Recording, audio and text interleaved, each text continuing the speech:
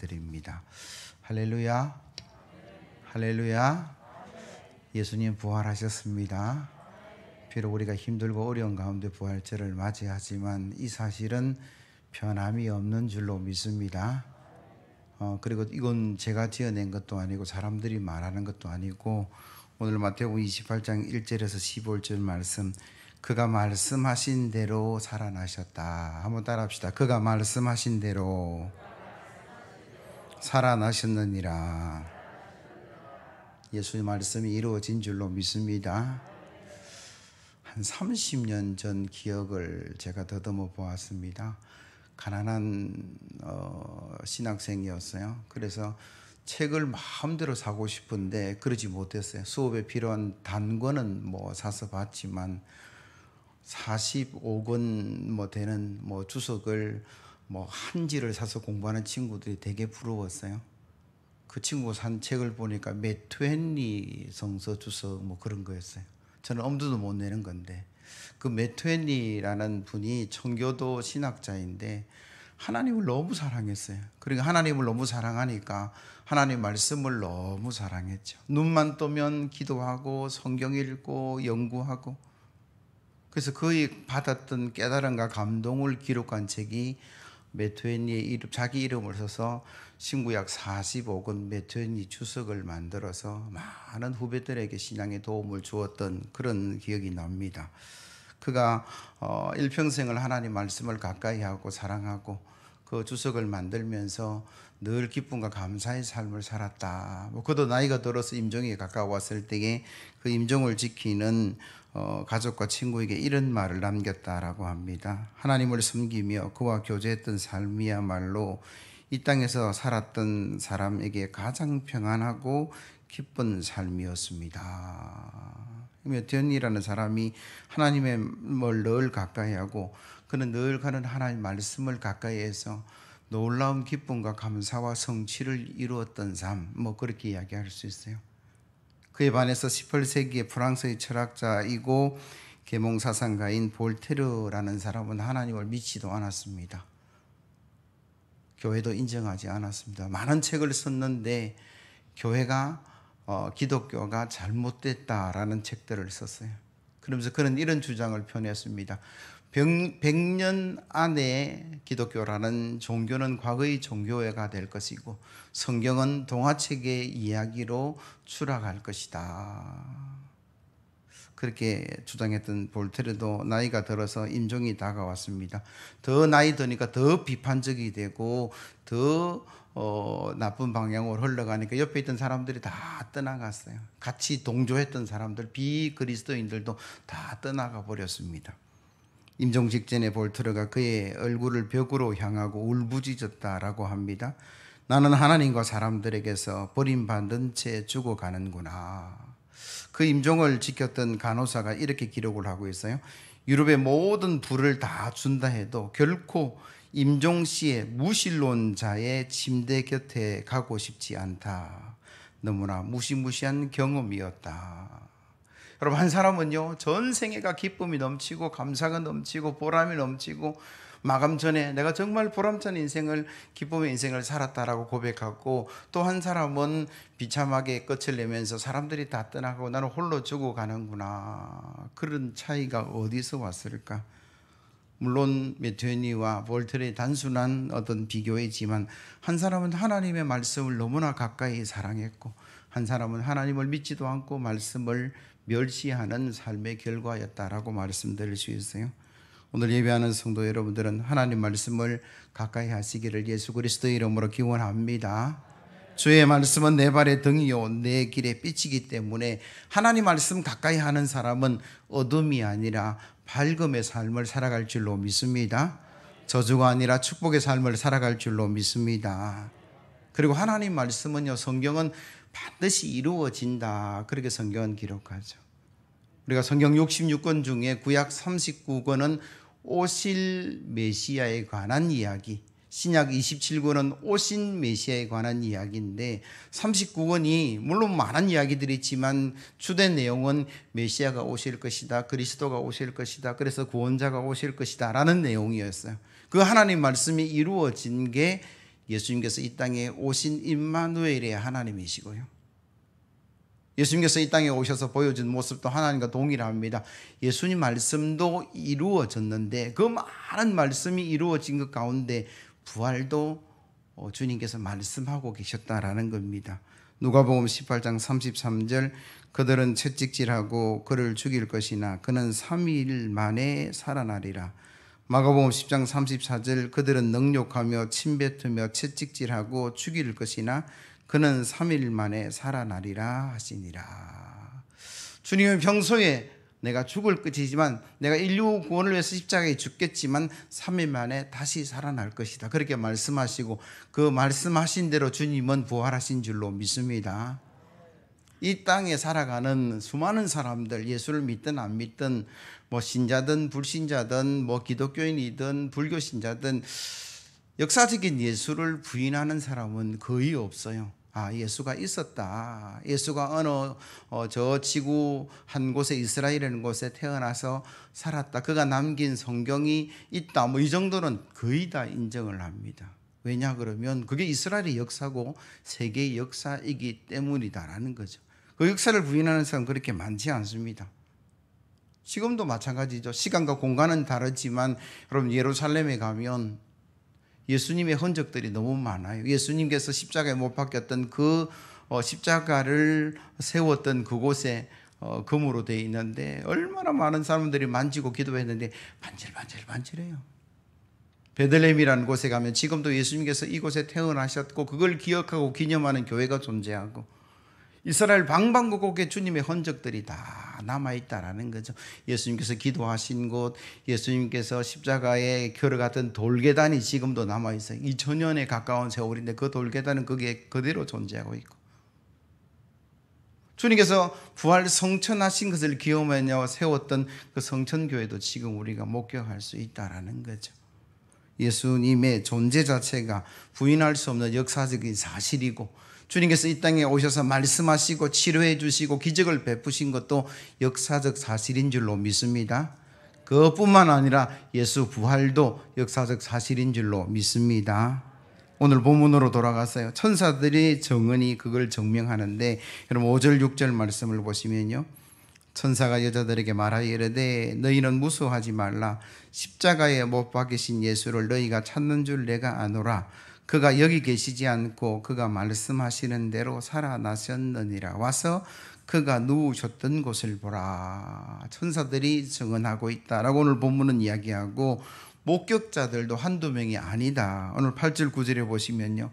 그 여자들이 무서움과 큰 기쁨으로 빨리 무덤을 떠나 제자들에게 알리려고 다름질할세 예수께서 그들을 만나 이르시되 평안하냐 하시거늘 여자들이 나아가 그 발을 붙잡고 경배하니. 이런 새벽에 예수님에게 향품을 바르게 찾아갔던 여인들이 예수님을 만나고 목격했다라고 성경 기록하고 있고 사도 바울이 고린도 교회에 보낸 편지 중 고린도전서 15장 3절 이하에는 이렇게 기록합니다. 내가 받은 것을 먼저 너에게 전하노니 이는 성경대로 그리스도께서 우리 죄를 위하여 죽으시고 장사 지난 바 되셨다가 성경대로 사흘 만에 다시 살아나사 게바에게 보이시고 후에 12 제자에게와 그 후에 500여 형제들에게 일시에 보이셨나니 그중에 지금까지 대다수는 살아있고 어떤 사람은 잠들었으며. 그렇게 예수님의 부활을 목격한 사람이 500명이 넘는다라고 사도 바울은 기록하고 있다라는 거죠. 천사들이 증언하죠. 여인들이 만났지요. 제자들이 만났죠. 500여 성도들이 만났습니다. 이렇게 이야기하면 그거 다 너그 편 아니냐 그렇게 말할 수 있어요. 근데 오늘 본문 11절 말씀 보세요. 이하 11절 이하의 말씀입니다. 여자들이 갈 때 경비병 중 몇이 성에 들어가 모든 된 일을 대제사장들에게 알리니 그들이 장로들과 함께 모여 의논하고 군인들에게 돈을 많이 주며 이르되 너희는 말하기를 그의 제자들이 밤에 와서 우리가 잘 때 그를 도둑질하여 갔다 하라. 만일 이 말이 총독에게 들리면 우리가 권하여 너희로 근심하지 않게 하리라 하니 군인들이 돈을 받고 가르친 대로 하였으니 이 말이 오늘날까지 유대인 가운데 두루 퍼지니라. 이것이 예수 시체 도난설이에요. 그냥 훔쳐갔다 그래라. 기절했다가 깨어났다 기절설, 여자들이 환상을 보았다는 환상절, 참 많은 이야기들이 있어요. 사실은 아닙니다. 그런데 이 본문을 통해서 알 수 있는 참으로 안타까운 것은 대제사장들과 장로들이 회개의 기회를 놓쳤다라는 거죠. 그들이 무지해서, 아니 그들의 욕망과 욕심 때문에, 권력을 내려놓지 않으려는 그 가장 인간적인 욕심 때문에 예수님을 십자가에 못 박았다 할지라도 말씀하신 대로, 예언하신 대로 그가 살아났다면 그 부활의 예수님을 받아들이고 회개할 기회가 그들에게 주어졌는데, 도리어 그들은 뭐 합니까? 경비병들에게 돈을 주고 매수해서 제자들이 훔쳐갔다 해라. 존재하는 해를 손으로 가리고 없다 해라. 이 가능한 이야기입니까? 아니라는 이야기죠. 근데 그들은 그 일을 범하고 행하고 있었다라고 오늘 본문은 이야기하고 있습니다. 물론 쉬운 일은 아닙니다. 죽었다가 살아났다는 것을 믿고 받아들이는 게 쉬운 일은 아니에요. 그게 어려운 일이기 때문에 우리가 너무나 잘 알고 있는 도마도 잘 믿지 못했다, 그렇게 성경은 기록하고 있어요. 요한복음 20장 19절 이하의 말씀을 제가 읽어드립니다.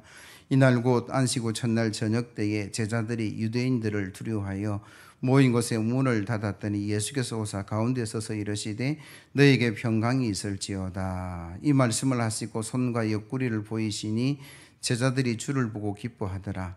12 제자 중에 하나로서 디두모라 불리는 도마는 예수께서 오셨을 때에 함께 있지 아니한지라. 다른 제자들이 그에게 이르되 우리가 주를 보았노라 하니 도마가 이르되 내가 그의 손에 못자국을 보며 내 손가락을 그 못자국에 넣으며 내 손을 그 옆구리에 넣어보지 않고는 믿지 아니하겠노라 하니라. 왜 도마는 동료들의 증언을 듣고 믿지 않았을까? 아마 첫 번째 이유는 이 부활 사건이 이성적으로 이해가 잘 되지 않았어. 또는 평소에 제자들을 잘 신뢰하지 않았어. 이거 어찌됐든 분명한 것은 내 눈으로 보지 않았어라고 도마는 이야기하고 있습니다.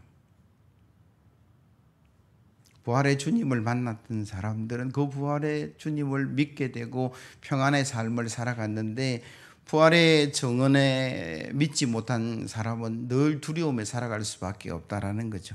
그 도마의 삶이, 나머지 제자들은 평안으로 흘러갔는데 여전히 두려움 속에 있는 그 도마를 향해서 주님께서 8일 후에 나타나셨어요. 이렇게 말씀합니다. 8회를 지나서 제자들이 다시 집에 있을 때에 도마도 함께 있고 문들이 닫혔는데 예수께서 오사 그 가운데 서서 이르시되 너에게 평강이 있을지어다 하시고 도마에게 이르시되 내 손가락을 이리 내밀어 내 손을 보고 내 손을 내밀어 내 옆구리에 넣어보라. 그리하여 믿음 없는 자가 되지 말고 믿는 자가 되라. 도마가 대답하여 이르되 나의 주님이시요 나의 하나님이시니이다. 예수께서 이르시되 너는 나를 본고로 믿느냐?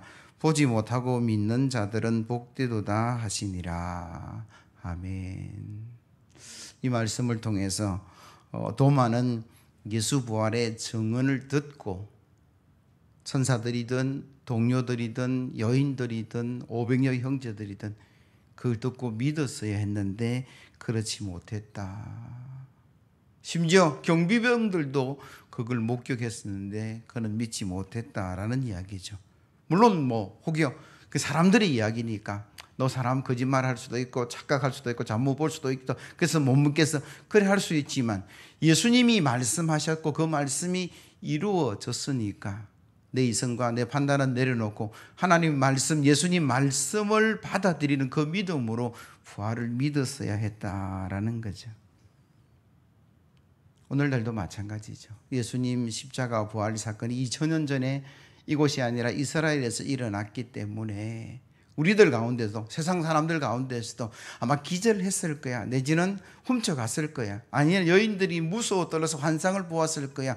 이런 세상의 이야기들에 신뢰를 가지고 있을런지도 모르겠어요. 그러나 오늘 예배하는 사랑하는 성도들은 성경에 기록된 그 증언들의 증언과 예수님께서 친히 말씀하셨고 그 말씀이 이루어진 이 말씀을 믿음으로 부활의 기쁨과 소망, 두려움이 사라지는 그런 평안의 삶을 살아가시기를 예수 그리스도의 이름으로 기원합니다. 한 가지 더 생각해 보고 싶은 것이 있는데, 어떻게 해서 이 여인들이 최초의 부활의 목격자가 되고 그들에게 예수님이 주신 사명은 무엇인가? 먼저 본문의 여인들이 부활의 첫 정인으로 누릴 수 있었던 비결이 뭐냐 하면 예수님을 극진히 사랑하고 그를 섬겼다라고 성경은 기록하고 있어요. 마태복음 27장 55절 이하의 말씀입니다. 예수를 섬기며 갈릴리에서부터 따라온 많은 여자가 거기서 멀리서 바라보고 있으니 그 중에 막달라 마리아와 또 야고보와 요셉의 어머니 마리아와 또 세베대의 아들들의 어머니도 있더라. 예수님을 평소에 그들이 잘 섬겼다라는 거죠. 주님을 만났고 그들의 공생애를 통해서 주님이 뭘 하든 거기에 협력자가 되었고 주님께서 요구하는 그 어떤 순종자들이 되었고, 그래서 예루살렘을 올라갈 때 이 갈릴리에서부터 그들은 예수님을 쫓아오는 그런 섬김의 삶을 살았기에 십자가에도 떠나지 않고 부활의 현장에서도 가장 첫 번째 목격자가 되었다라고 성경은 기록하고 있고요. 마가복음 16장 1절 이하의 말씀, 안식일이 지남에 막달라 마리아와 야고보의 어머니 마리아와 또 살로메가 가서 예수께 바르기 위하여 향품을 사다 두었다가 안식 후 첫날 매우 일찍이 해 돋는 때에 그 무덤으로 가며 서로 말하되 누가 우리를 위하여 무덤 문에서 돌을 굴려주리오. 이 사건을 통해서 우리가 알 수 있는 게 뭡니까? 한 발 앞선 신앙이 한 발 앞선 축복과 은혜를 누려갈 수 있다라는 거죠. 그 여인들은 부활을 기대하고 나아간 것은 아니었어요. 오로지 주님을 사랑하는 마음과 평소에 섬겼던 그 섬김을 연속했을 뿐인데, 그 과정 속에 그들이 만난 축복과 은혜가 뭐냐 하면 부활하신 예수님을 처음 목격하는 그런 축복의 역사가 그들에게 있었다라고 성경은 기록하죠. 그래서 사도 바울은 고린도전서 9장 24절을 통해서 이렇게 말씀합니다. 운동장에서 다름질하는 자들이 다 달릴지라도 오직 상을 받는 사람은 한 사람인 줄 너희가 알지 못하느냐. 너희도 상을 받도록 이와 같이 다름질하라 하였습니다. 로마서 12장 11절, 부지런하여 게으르지 말고 열심을 품고 주를 섬기라 권면하고 있어요.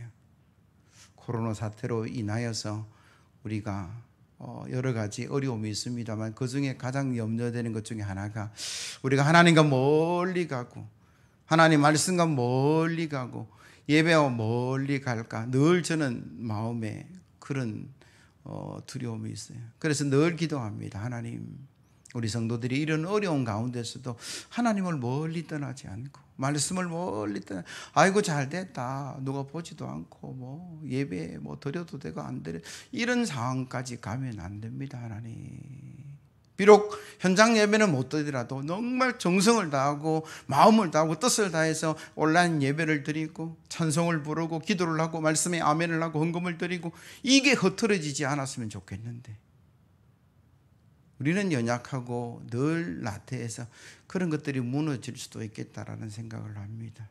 그럴 때 여러분들이 주님을 사모했던 여인들의 섬김을 기억하시고 여러분들이 늘 주님 가까이 나가서 이런 여인들과 함께 축복을 누리기를 예수 그리스도의 이름으로 기원합니다.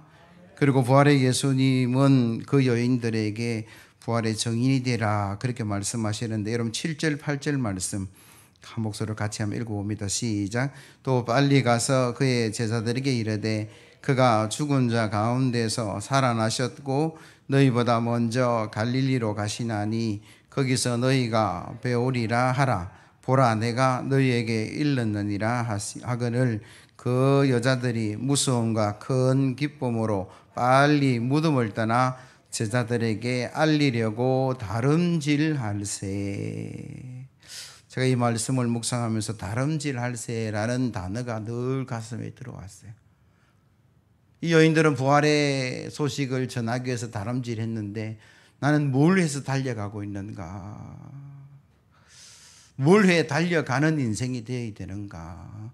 여러분, 오늘날 부활절 예배드리는 저와 여러분들이 부활의 정인의 삶을 살기 위해서 달려가는 저와 여러분들이 되어야 될 줄로 믿습니다. 19세기 초 우리나라 갑신정변이 일어났을 때 매우 혼란스러운 당시에 조선이라는 나라가 있었어요. 그 조선이라는 나라는 위험하고 어두운 황무지다, 뭐 이렇게 표현을 했었어요. 복음을 땅끝까지 들고 가겠다라고 결단했던 선교사들도 대한민국의 땅은 꺼려했을 때에 두 명의 미국 선교사 언더우드와 아펜젤러가 1885년 4월 5일 부활절에 인천 제물포항에 우리나라에 도착을 했습니다. 순교를 각오하고 떠나온 두 선교사들이 대한민국에 왔을 때 그 기록들을 보면 참 우리나라가 불쌍한 나라예요.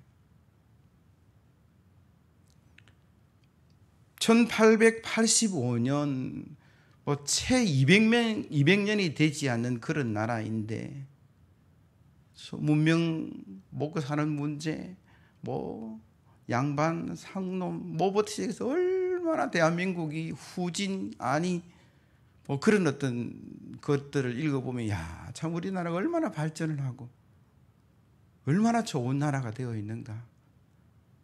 세계 지도에 전만한 나라인데, 콩만한 나라인데 경제 여러분 10위권에 가까이 가고 있어요. 얼마나 많은 사람들이 이 코로나 사태 대한민국이 잘 극복하고 있고 세계의 모델이 되고 있는 그 출발이 뭘까? 물론 우리가 똑똑하고 열심히 살았어도 맞는데 복음이 들어와서 그래요. 언더우드 아펜젤러 선교사가 조선의 땅 아무도 안 가려고 그랬어요. 그 무지한 땅, 그 항무지, 일본, 중국, 러시아, 미국 온 강대국이 어떻게 잡아먹을까 하는 이런 어떤 위협 속에 있을 때 그들은요 들어왔어요. 부활절날 들어와서 복음을 전하는데 그들이 미국 본국으로 보고했던 첫 선교 편지의 내용이 이렇습니다. 우리는 부활절에 이곳에 왔습니다. 죽음을 이기고 부활하신 주님께서 이 땅을 결박도 끊어주시고 많은 사람들의 빛과 자유의 세계로 인도해 주시기를 저희는 늘 기도하고 있습니다. 그들은 생명 바쳐서 복음을 전했어요. 그래서 수많은 사람이 예수 그리스도를 믿고 구원에 이르고 부활에 정인된 삶을 살아가고 오늘날 대한민국과 한국교회가 있는 줄로 믿습니다. 근데 우리는 이 코로나 조그마한 것 때문에 신앙도 버리고 예배도 버리고 무슨 두려움에 사로잡혀서 그렇게 살아가는지 모르겠어요. 피부색도 달라요. 언어도 달라요. 문화도 달라요. 아무 상관없는 미국의 선교사들은 부활절을 그 부활의 기쁨을 가지고 부활의 신앙을 가지고 무지한 곳 황무지 같은 조선 땅에 들어와서 생명을 바쳐서 복음을 전하면 우리나라가 이렇게 하나님이 기뻐하시고 사랑하는 나라로 변화되었다라는 거죠. 사랑하는 성도 여러분, 저와 여러분들에게 십자가의 은혜와 부활의 그 신앙 가운데 나아가시기를 예수 그리스도의 이름으로 기원합니다. 부활의 주님을 만나지 못하고 부활의 주님을 믿지 못하는 사람은 아직도 두려움 속에 살아갈 수밖에 없어요. 그런데 부활의 주님을 만났습니다. 내가 죽어도 3일 만에 살아나리라. 뭐가 두려워요? 죽음을 이기는 권세가 우리 속에 있는데 세상에 무엇이 두렵습니까? 생명을 다시 얻고 나아가는데 돈 몇 푼 때문에 사랑관계 몇 푼 뭐 때문에 이것저것 때문에 우리가 움츠려 있는 그런 어리석은 삶을 살아가는 존재가 아니라는 거예요.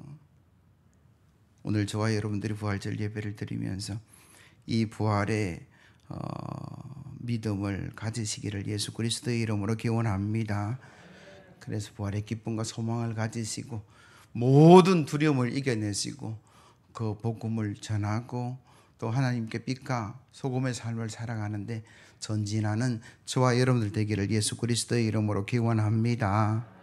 말씀을 정리합니다. 2020년 부활주일에 많은 정인들과 예수님이 친히 말씀하심을 믿음으로 부활의 그 소망과 믿음을 가지시고 그 부활의 정인된 삶을 살아가는 저와 여러분들 되기를 예수 그리스도의 이름으로 다시 기원합니다. 찬송가 160장입니다.